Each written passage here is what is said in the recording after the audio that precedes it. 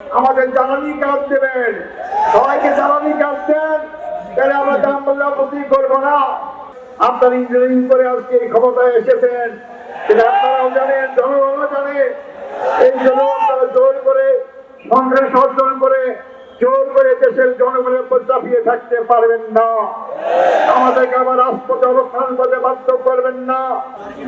আমি আজকে আপনাদের সামনে কথা বলার সুযোগ পেয়েছি তা জুলাই বিপ্লবের কারণে।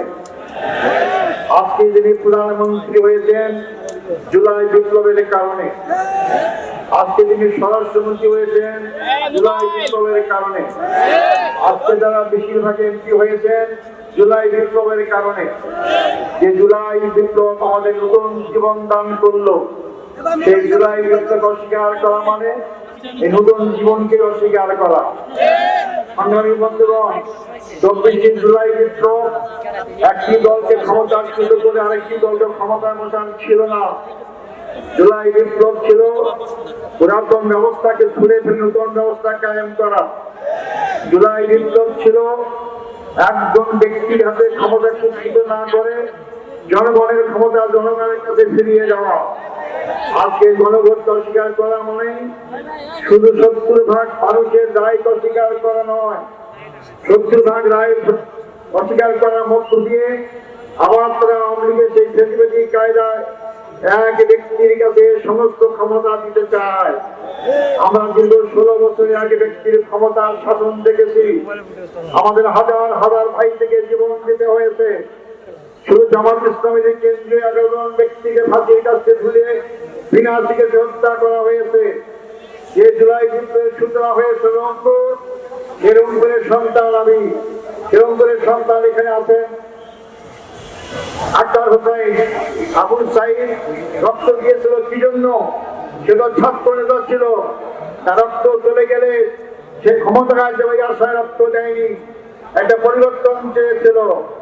আজকে বিএনপি ক্ষমতা সে পরিবর্তন ভুলে গিয়েছে।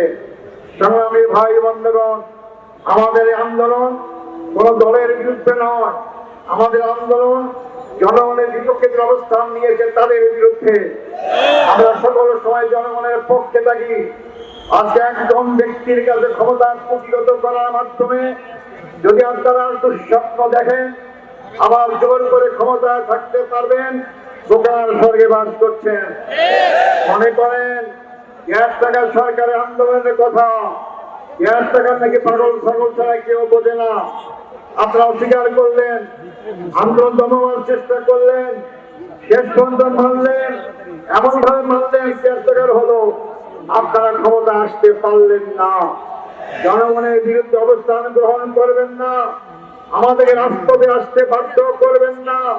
রাজপথের আন্দোলনের ফলাফল সরকারি দলের জন্য কোন অবস্থা হয়নি, কোন সময় হবে না। আমাদেরকে অত্যাচারে ভয় দেখাবেন না। সবগুলো পার করে আজকে বয়সে আমরা এসেছি। সময় থাকতে যদি ফল চালাতে চান, গণভোটকে রায়কে মেনে নেন, কার্যকর করেন, জনগণ আপনাদেরকে ভালোবাসবে, শ্রদ্ধা করবে। আর যদি অবজ্ঞা করেন, আপনারা সংখ্যাগরিষ্ঠের কারণে, এই সংখ্যাগরিষ্ঠ কিভাবে হয়েছেন আপনারা ভালো করেই জানেন। আপনারা ইঞ্জিনিয়ারিং করে আজকে এই ক্ষমতায় এসেছেন, সেটা আপনারাও জানেন, জনগণও জানে। এই জন্য আপনারা জোর করে সন্ত্রাস অর্জন করে জোর করে দেশের জনগণের উপর চাপিয়ে থাকতে পারবেন না। চ্যানেল B+, নতুন সূর্যোদয়, নতুন বাংলা।